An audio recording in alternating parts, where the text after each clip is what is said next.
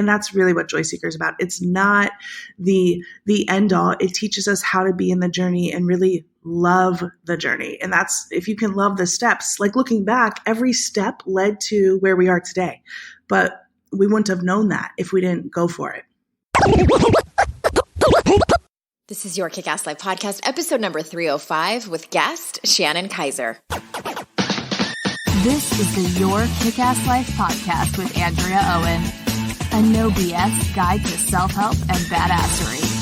Because ladies, let's face it, life's too short for it to not kick ass. And here's your host, the girl who serves it up straight with a side of crazy, Andrea Owen. Hey there, ass kickers. Welcome to another episode of the podcast. I am so grateful that you are here.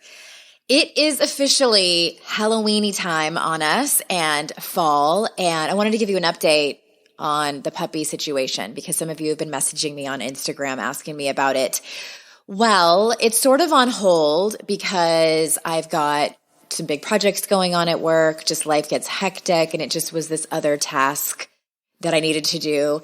And also, I'm leaving town for a week for work the first week of November, and then we leave for a whole week for Thanksgiving, and it's just, you know, it's inconvenient to have a puppy or a new dog when you are not home. I won't, put my brand new dog or puppy in a kennel for a week while we're getting acclimated to each other. So it's kind of all been put on hold. And then my husband reminded me that winter is coming, and if we do get a puppy, he said it's going to be complicated to train a puppy to go potty outside when it's that cold and when there's snow on the ground. So just some things to think about to give you an update. You are also helpful and cute in my quest for another member of our family and so encouraging. So I thank you for that.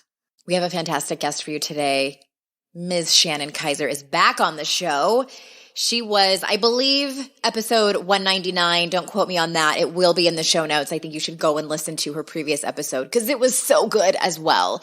I'm going to tell you about her in just a minute here. And I also wanted to give you an update on how tennis has been going for me. I haven't been posting it in my Instagram stories because, well, I've lost the last 2 weeks. It's not as fun when you're losing. But here's the thing. And I'm super late to this party. I know a lot of you listening have participated in competitive sports since you were, probably wee little ones and into high school and college and even in your later years. So I'm really late to this. I was a high school cheerleader. We did not compete. It was not that kind of cheerleading and tumbling. But the very first week I went out, I told you about how terrified I was to even go out there. And it was highly emotional for me. And I really felt like I was completing unfinished business. And that felt really great, partly because we won. And we play every Tuesday against other leagues. And so last week we went again, got clobbered. Got clobbered. Me and my doubles partner. My doubles partner is actually a better, more consistent player than I am, and we still got clobbered. And it's really this weird thing is happening. So on one hand, it's just kind of demoralizing, even though I know it's just recreational. It's not like we're trying to get to the US Open or anything like that. But still, there's this element of, oh my God, we are losing badly. And then also, I keep going back and shifting perspectives into, okay, I can look at it as that, or I can look at it as, wow, these women are better players than I am. What can I learn from them? I'm seeing my weak spots. I'm seeing where they are better than me and what is the next step for me to try to master. And trust me, it wasn't like I came to that realization and that perspective and then ran with it the entire time. It was a back and forth. I would stay there for a minute, and then I would go back to my regular cheerful, fun self. And then I would have moments of just, it just is mildly humiliating. Mildly, just a little bit. On a scale of 1 to 10, it's like a 2. I'm fine. But it was this back and forth. And then we played again yesterday. lost again, but it was super close. We were so evenly matched. We ended up in a tiebreaker, and that was so close. And we played on indoor courts, which I have never done before, and it was really humid. And I'm not saying this as an excuse, but my glasses kept fogging up because it was humid. So it was sort of funny. So I would take my glasses off. I'm like, forget it. It's just easier for me to see without them. And then I'm like, oh, maybe I should put them back on. And so it was this back and forth. So it was sort of funny. But nonetheless, it was so fun. I just am so in love with this game and playing as much as possible. And don't worry, I will still show up for you here on the podcast every single week. All right, as I mentioned, Shannon Kaiser is here. Always a pleasure to talk to this amazing lady. And we are going to talk about joy. We're going to talk about spirituality, authentic living, all the things that you come here for. Of course, we're going to talk about them. Let me tell you a little bit about her first. Shannon Kaiser is the best-selling author of 5 books on the psychology of happiness and fulfillment, including her new book, Joy Seeker, Let Go of What's Holding You Back So You Can Live the Life You're Made For, coming out October 29th. As an international life coach, speaker, and retreat leader, she empowers people to trust and believe in themselves so they can live their highest potential. Visit her website at playwiththeworld.com and follow her on social media at Shannon Kaiser Writes. So without further ado, here is Shannon. Shannon Kaiser, welcome back. Hi, it's so great to be back here with you.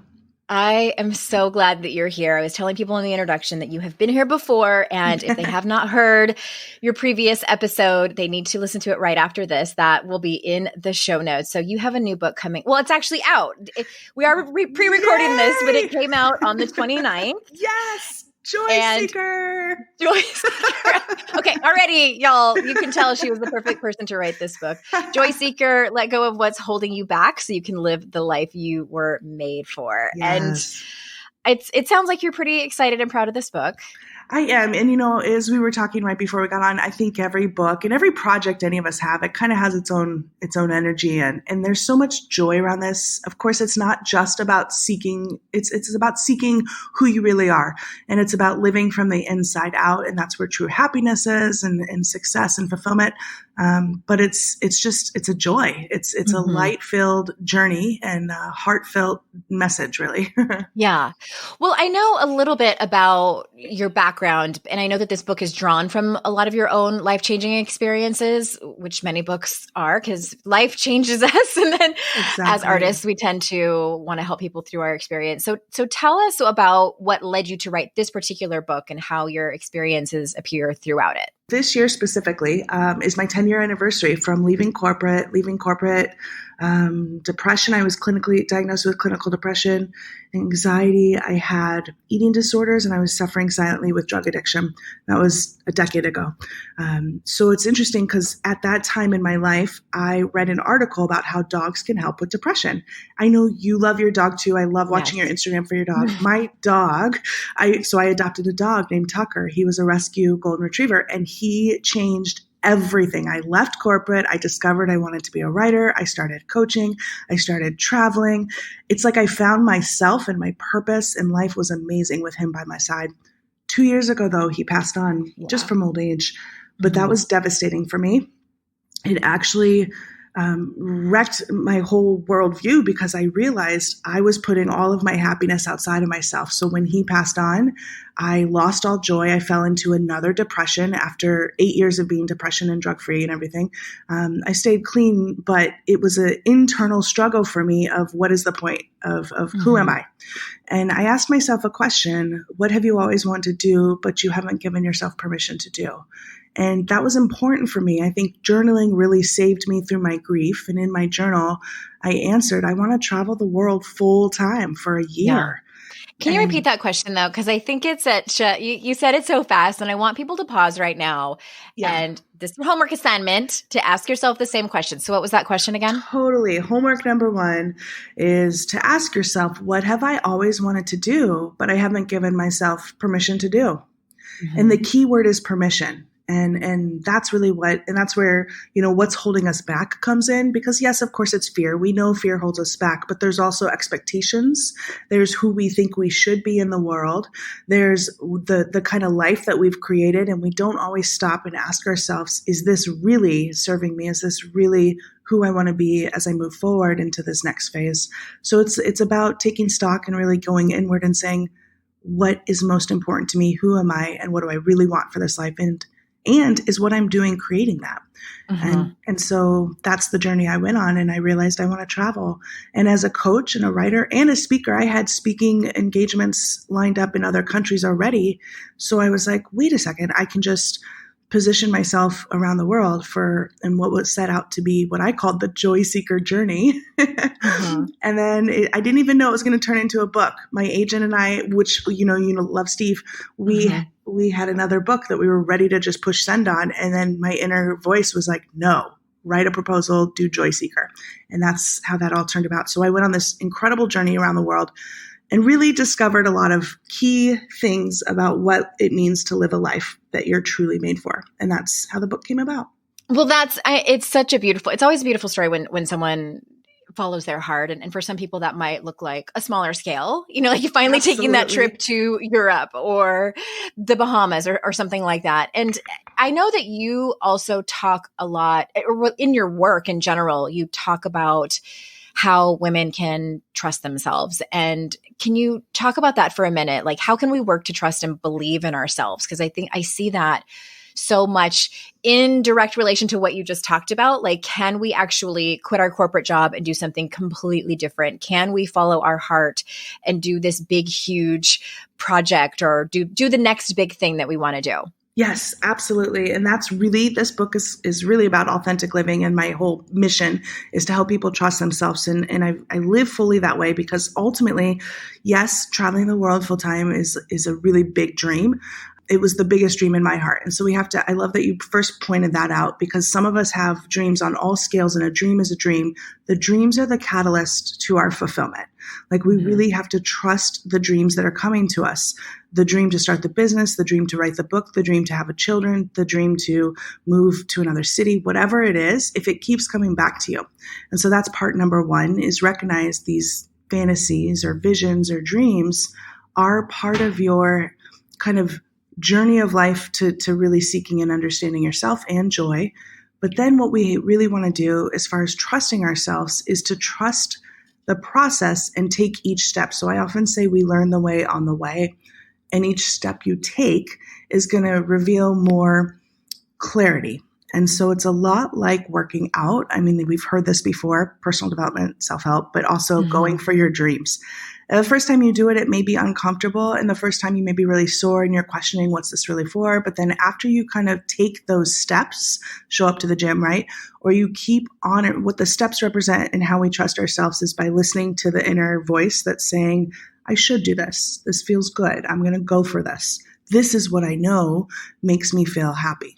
And we do more of that. And the more you do that, the more you begin to trust yourself, because you're actually keeping your own word with yourself. It's like when we break promises with ourselves or we don't follow through, we lose faith in ourselves. So the opposite, it's just like a relationship. Exactly. Yeah.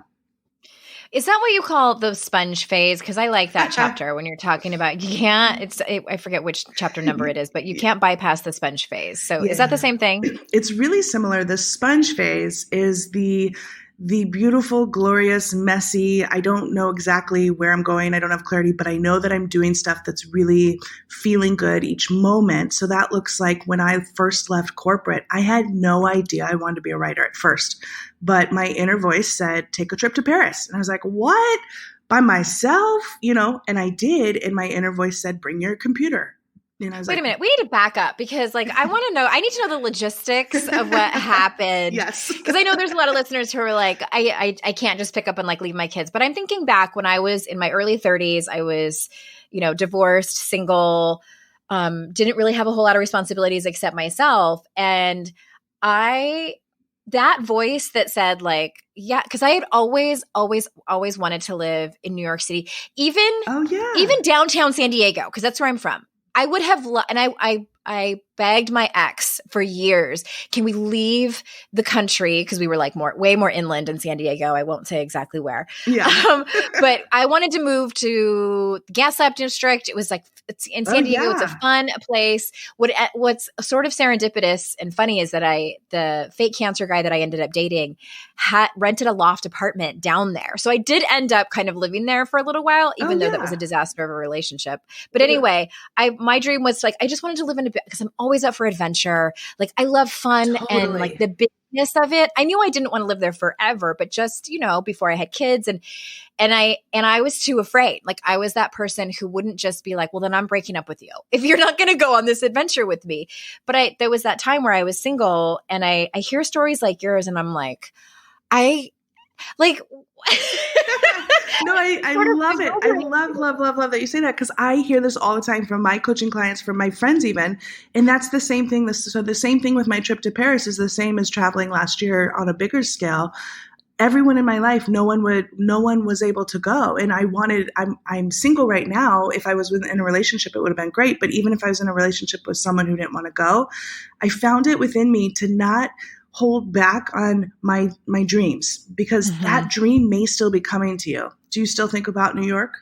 Oh, totally. Like we were just there last weekend and it was, my husband and my two kids. And I'm sure my husband was like, you've been talking about it for like 17 hours. Like yes. And here's what I thought about. And I don't know, maybe I did mention it to him. Like when I write a book again, and probably when my kids are much older, I want to take like 3 months and rent an Airbnb and just go and write my book. And like, he can come visit me as much as he wants. Like he's great. He's easy to be around. So that's what I will do that. But that comes with a safety net. Do you know what I mean? Like I've had to put all these things in place. Like, can I afford it now? But what's so beautiful about it, I love what you said because that's still a form of that dream. It's like testing it out, right? I did the same thing. I wanted to move to Hawaii. So when I wrote my book, Adventures for Your Soul, I tested it out. I went there for 3 months and then I was like, okay, this is not what I wanted. So you could be going and doing a part of that. And maybe you love it so much that here's what I talk about in Joy Seeker too, which is so key is we have to live out our dreams, at least take the steps in them because they will always give us more clarity on the next thing. And so while I was traveling full time, I realized, wait a second, this isn't my dream, but I don't want to spoil the book process. But my whole that point happens sometimes. Yes. But my whole point is like, so maybe you go for 3 months and you're like, this is so great. And you hate There's it. Too many rats. Yeah. Totally. You're like, that's what I was like in Hawaii. I'm like, there's flying cockroaches. I am not staying here. Yes, there are. And there's a lot of sirens in New York City. And I live out in the country now and we so very rarely hear one. And I'm like, there's so many emergencies out here. Yeah. All hours. I remember that too. Yeah.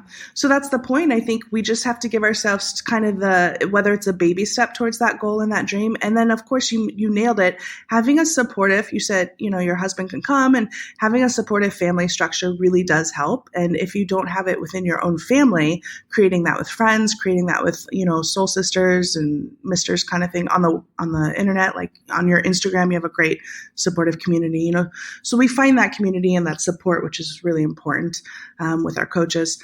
But to the point, I went to Paris and I kind of took the steps and I didn't know what I wanted. But while I was following each step, I wrote an article and it turned into my first published article in Chicken Soup for the Soul when I went to Paris back in 2009. And so my point is, I had to follow each step, the inner voice that said, bring your computer, and I traveled and that turned into travel writing for a while. So really what it is when we're talking about trusting ourselves, it's about and homework assignment number 2. Anybody who is ready to go deeper, get your journal out. I love this. Yeah. I love action steps too. So just ask yourself, like, what dream keeps coming back to me? Or another question, and we've heard this before, of course, like in all kinds of seminars, but if time, money, energy was not a factor, you had and other people's opinions. Totally. Others' opinions and fears, and you knew you could not fail, what would you do? And really take time to answer that, because ultimately, we have to at least allow ourselves in our mind to kind of dream about it before we can really start to live it. Yeah. Okay. Well, it's sort of like there's this coach, and I don't know if she coined it or what, but she says, follow the feel good. And that sounds a little bit like what you're saying. And I always encourage people to, even if it's just tiny baby steps. I remember I was on a coaching I recorded a podcast episode after I had a coaching session with this woman who was in one of my group programs, and she had talked about, I think I asked her that question, like what would you be doing? Like, what's the thing that brings you the most joy? And she said, I always find happiness when I'm around horses. And so her assignments were, what are some little things that you can do, even if it's once a freaking month, to go down and volunteer to clean the shit out of the stables, like anything that it is. Cause I know y'all are busy, and I know so many people have so many things to do. I get it. But if you have time to take a shit, you have time to get on your phone and research what it is that, like, one tiny baby step that you can do. Yeah. And I think you're nailing it. It's the baby steps. That's actually one of the ways I pulled myself out of depression and stuckness and anxiety, because I started volunteering just at an animal shelter, and that led me to adopt the dog. So it's those things that we don't, I think what happens is so often we want to know how, and we want to know that it's going to work out, and we want to we want that magic bullet, but that's really what Joy Seeker is about. It's not the end all. It teaches us how to be in the journey and really love the journey. And that's, if you can love the steps, like looking back, every step led to where we are today, but we wouldn't have known that if we didn't go for it. Yes. And okay. And I know this book is also about authentic living and removing barriers that hold us back from being who we are truly. So let's talk a little bit more deeply about some of those barriers. Like, what are the most common ones? I know you've ticked them off a little bit, but can we talk a little bit in more depth about what they are and what holds people back? Yeah, well, you kind of talked about it as well. We obviously other people's opinions, and really what it is it's a fear of not fitting in, or a fear of not being accepted. What we all want is acknowledgement, and I feel like we're living in a culture and a society right now where we're like desperate for attention. Especially, the whole social media can be great for us, but it also creates this inner I'm not good enough kind of mentality. And a lot of that leads into competition. Or comparison. I feel like comparison, especially when you're trying to go for something you want and you see someone else who looks like they have it so easily. We never know what's going on behind, the social media screen, or behind the fancy titles. One of the things that I found really, really blocks us the most, two things really. One, it's the I want to say the idolization of others. We put our power outside of us, whether we are it's really giving our power away. So whether you look at a celebrity or a famous person or someone in your own industry who's like killing it, and you're like, why can't I sell more books or whatever? When we put other people on this pedestal, it kind of makes us always feel like we can never be as good as them. So I talk about this. It really, especially in American culture, we're like obsessed with celebrities, a lot of people, and that we feel like they're better than us. And that keeps us from really recognizing our own power. So just be aware. Homework number 3. Yeah. I actually call them joy jaunts in the book. A jaunt is like an excursion to help you kind of get in touch with yourself. Yeah. There's like little mini exercises throughout the book. Yeah, exactly. So another one would just be like, how can I bring my power back to me? Where have I been giving my power away? And sometimes it's in your own family household where you're not speaking your truth. You're just letting things roll off your back when really you're building up resentment and anger inside. And that's another one. So look at kind of your own life where you're not speaking up and speaking your truth. We need to be honest with ourselves in order to be true to ourselves. And then look at where you're giving your power away and thinking other people are better than you. No one's better. We're all equal here on earth. It's amazing. And then, like I said, so those are some. Yeah. You went... Every time I talk to you, it's like there's like just so much wisdom that oozes out. So if you guys are going to have to listen to this like on half speed to get everything. My friend Tanya, fast too.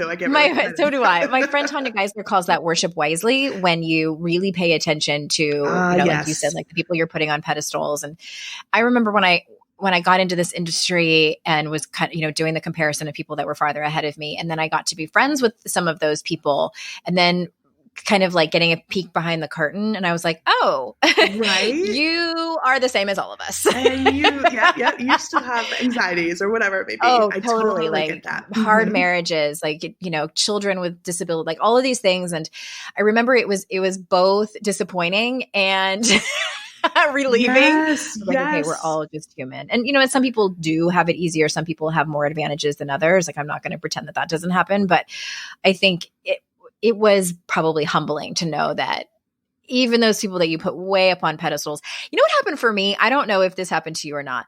I start to not trust people who are in the public figures, like in the media, who don't ever talk about the hard stuff. Like, I'm like with one raised eyebrow, like, what's going on? Like, it makes me nervous for them. That, and I understand people want to keep their privacy and things like that. But I think the people who try extra hard to make things look so beautiful and curated and perfect, those are the people I kind of trust the least. Yes. And actually there's a whole section in Joy Seeker about that because we're coaches, right? And we're authors. And I see it in our industry a lot. And I talk about how I know people and I see it where we feel like we have to be happy all the time. This is another barrier that blocks us. And if you're a coach, author in the wellness space or a yoga teacher, anything like that, when you don't feel good, you feel like you're deficient, something's wrong with you. So you put on an extra strong face to try to pretend. I had some friends in my life earlier in my career who I think they're still coaching, but they were coaches. And if they weren't feeling good, they wouldn't pick up the phone because they didn't want anyone to know that they were sad. And I feel like there's this, I love all of the work you do, Andrea, because it's all about embracing that and vulnerability, being who we really are, and the feelings, feeling your feelings and sharing them with friends, sharing them openly, even with your community, is so important for us to, one, be connected to one another, but two, be honest and real with yourself. Yeah, it's so, what's really interesting is when I think this kind of goes hand in hand with being a helping professional. And it's like the sweetest thing ever that my audience does when I'm really authentic, like when I tell them, okay, you guys, I've been in the depths of despair the last couple of days, or I tell them I've been telling them I'm really nervous about this next book, and it's showing in my proposal and how slow I am to be able to finish it. I have like clients and even just people in my audience that I've never even worked with before, like reaching out. And I think some of them are genuinely worried about me. And I make this up, but I wonder if some of them are like, okay, if Andrea falls apart, there's no hope for any of us. Like, and I'm going to tell you to set the record straight. I'm very resilient. I have all of these tools. Like I trust myself that I will bounce back, but it's really sweet how they all kind of like come out and they're like, oh my gosh, we're thinking of you. And it's really sweet. Beautiful. So, and that's the community. That's the community that we all are looking for, and that adds more meaning. I've done that in the past. I remember several years ago when I was kind of more invested in celebrities, when like celebrity couples would break up, I'd be like, oh, no hope for me. I know. But I feel like if Jack Shepard and Kristen Bell break up, I don't know what I'm going to do. That's exactly it. But I think it's just this human part of us, Right. We want the best for people. Well, again, Joy Seeker, let go of what's holding you back so you can live the life you were made for. I think one of the favorite parts, I like it when books are really organized. Yeah. And I love how it's like, here's how it's broken up into parts. So there's the realizing, the releasing, the becoming, the accepting, the aligning, the actualizing, the allowing, and then last is the being. So how did you come up with those parts? Did they just sort of download to you, or did they come along as you were writing it? Actually, it was a combination. I originally had it in the proposal as chapters, and it was very much chapter 1, chapter 2. But as I was living it and writing it, it became, this has to be parts, has to be. Because really, ultimately what this is we have to, it's really a journey you go on in your own life. But when you read the book, and we first have to realize what's been blocking us. You can't just become your best self if you're not paying attention, right? And then, so it really became parts. And then each part is really a representation. So the first one is about understanding, looking at where you've come. And then it's a beautiful process. So thank you. I like to be very organized too. Yeah. I think it's helpful in self-help books. Well, I know you talk about the law of attraction a little bit, and we chatted a little before we started talking about, because, I have my own views on the law of attraction. And so I liked the chapter, what you want. And this is kind of a two-part question. So tell us a little bit how you view the law of attraction. And then I loved the chapter, which section is this in? In part 3, the becoming, what you want wants you to embrace your desires. Because I agree with that. So give us your take on that. Yeah. So for the law of attraction, I think sometimes it sounds a little woo-woo and we kind of steer away, but I realize we're all kind of living it, even if we don't realize it. And how we can know is think about what you've been thinking about and what you're living. And so a law of attraction is really, it's about energy. Everything is energy. So like attracts like. I mean, it's also a scientific term if you really get down to it. Also, positivity brings in like a battery. Positive, kind of brings in that like a magnet is going to attract. So if you're thinking about what you don't want, and a good example is with money. There's a section in my book about money too. We can't talk about living a fulfilled life if we're not aware of our money habits.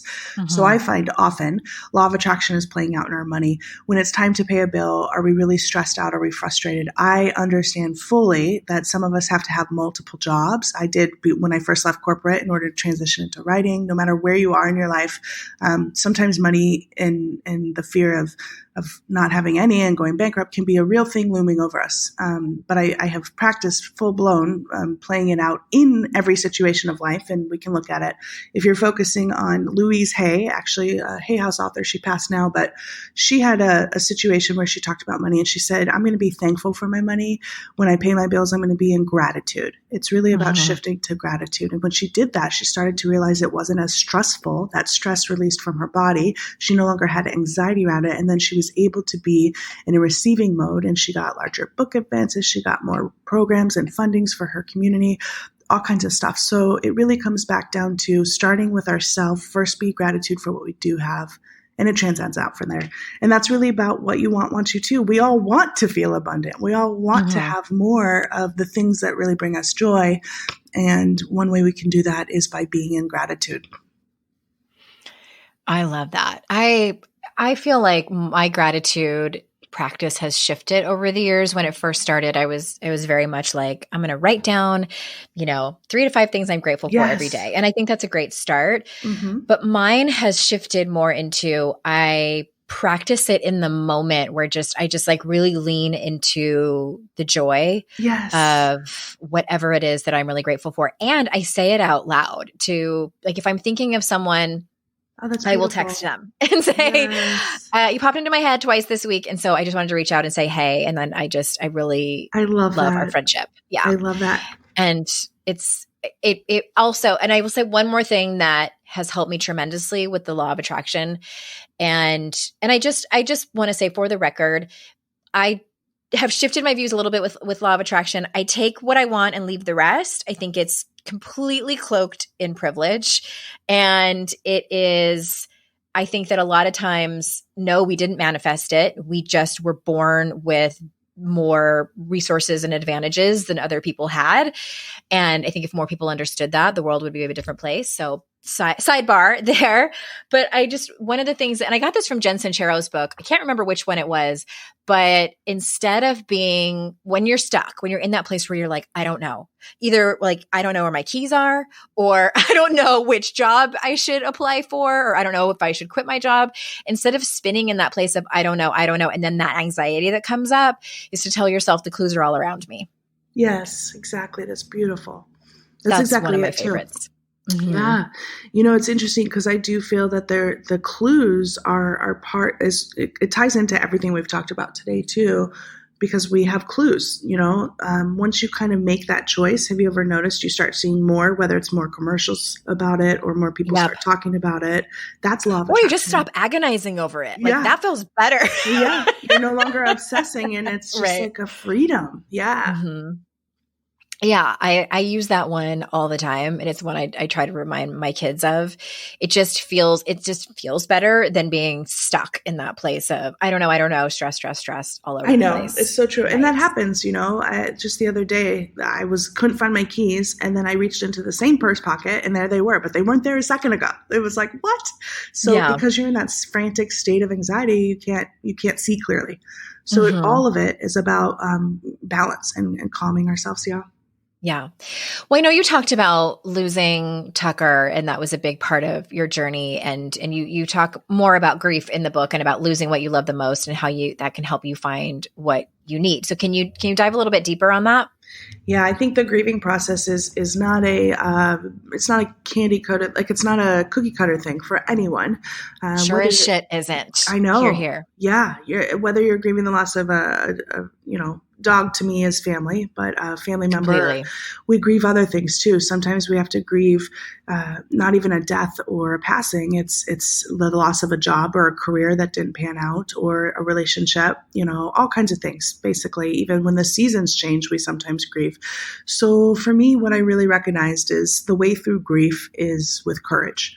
Both courage within our own heart to find a way to keep going, but also to really dig deep. And sometimes the grieving can be our greatest teacher. And that's exactly what it was for me.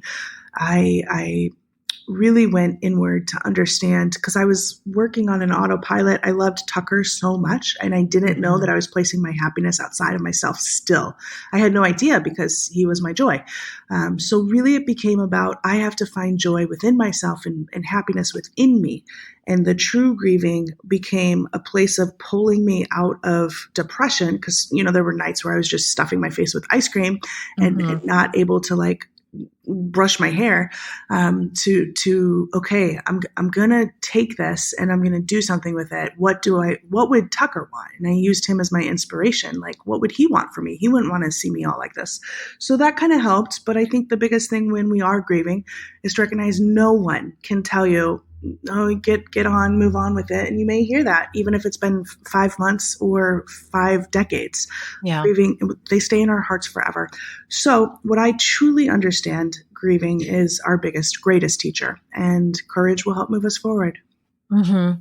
I think you kind of answered the next question that I had on that is what kind of, or I guess, what do you have to say about kind of putting that in a container? Because that can get tricky, where I do believe you can have both. I think you can honor your grief and at the same time move on with your life. I mean, that's something I've been sort of dancing with over the last few years. And I really struggle with judging anyone's grief. And at the same time, I've seen people really hold on to their grief. And I don't know. What is your take on that? I just feel like it's such a personal thing. It's just not exactly. up for judgment or, measuring by anyone else. Totally. And you nailed it. We can't judge others. What I really, really, really understand, and one of the lessons I present in the Joy Seeker process in the book, is everyone's on their own journey. And what we can do is open up to more compassion, respect, and love for others for wherever they are. I mean, I have a dear friend who's grieving the loss of a relationship, and it's been 12 years and she hasn't dated or moved on. And I just love her through it. I just talked to her last night and she was crying still. No judgment. We have to just be where we are, because I truly feel we get what we need when we need it. And so we can love our friends and family, but ultimately there are some people who handle it differently. So what is happening is they're putting how they approach life onto it. So if someone's move on, in their mind, they would have moved on, but they didn't have the love that you did. They weren't in that relationship. They don't know the intricacies of it. So I feel like we can just love each other with compassion. Yeah. It's so complicated and layered. And then when you're talking about being in a relationship with the other person, you're in this friendship with this person, and then you have to decide, can you still show up for this friend? And some people can't. I know. You have to set boundaries, and it's complicated. Oh, I did get to that point, a couple weeks ago. I said, this is the same conversation. You love her so much. I can't keep seeing you like this. Yeah. And that's exactly the conversation we had. That's exactly it. And it finally kicked her into the next level. But at the same time, I love that you brought that up, because boundaries is so important for protecting ourselves, but also being there for others. I know so many people listening, we're caretakers. We have big hearts. We're compassionate. We want to be there. But if it is at the sacrifice of yourself, you have to put yourself first, get out of there, protect yourself, whether it's through verbally conversation or physically removing yourself. Yes. We could have a whole show on that. But I want to ask you one more question before I let you go. Yeah. And how can we let go of who we think we're supposed to be so that we can be the person that we're meant to be and seek more joy? Beautiful question. Well, that's, again, everything we talked about today. It's not a one item, one journal question, one big aha. It's about really understanding that when we want more, like I'm made for more. I want more for this life. I want to live with more meaning. I want to live with more joy. And if the answer is yes, that's when you go and say, okay, well, what is holding me back? And there's a whole bunch of things. It's not one thing. And really, ultimately, it comes back to you making the most of your time on earth and living your life from a place of integrity, a place of truth, a place of honesty. And that is the true joy. That was such a great note to end on. Mic drop. Yay. Joy Seeker, let go of what's holding you back so you can live the life you were made for is out. Where do you want people to go? I'm sure you have, like book bonuses and things like that. Yeah, you can go to playwiththeworld.com. That is my website, and lots of book bonuses as well. There, you can go to my social media on Facebook and Instagram, Shannon Kaiser Writes, and I'm posting all kinds of positive messages, and it's all fun. Yeah, we'll have all those links in the show notes, everybody. So thank you so much, Shannon, for being here again. It's always a joy to have you on. It's been great to be here. Thank you. Listeners, thank you so much for your time. I know how valuable your time is, and I'm so grateful that you choose to spend it with me and sometimes my guests here. And until next time, I will see you all out in cyberspace. Bye-bye.